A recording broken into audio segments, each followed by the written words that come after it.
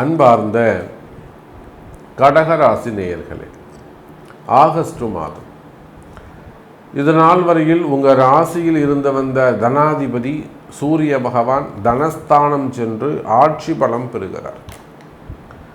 நிறைய கடகராசி அன்பர்களுக்கு வேலை செய்கிற இடத்துல பிரச்சனைகள், வேலையில் பிரச்சனைகள் மெயின் அதுதான். அல்லது தொழில் செய்கிறாங்க, சரியான தொழில் அமையாமல் இருந்திருக்கும், அல்லது அந்த செஞ்ச தொழிலில் வருமானம் இல்லாமல் இருந்திருக்கும். அப்போ வேலைனாலும் வருமானம், ஜாப்னாலும் இன்கம்மு, அல்லது பிஸ்னஸ்னாலும் இன்கம்மு. இப்போ மெயின் ட்ரபுள் என்ன? இன்கம். கடக ராசி அன்பர்களே, வருமானம் அதிகரிக்கும். தனஸ்தானத்தில் தனாதிபதி சிறப்பான முறையில் அமைந்திருக்கிறார், கேதுவோடு இணைகிறார். அது ஒரு கிரகண தோஷம்.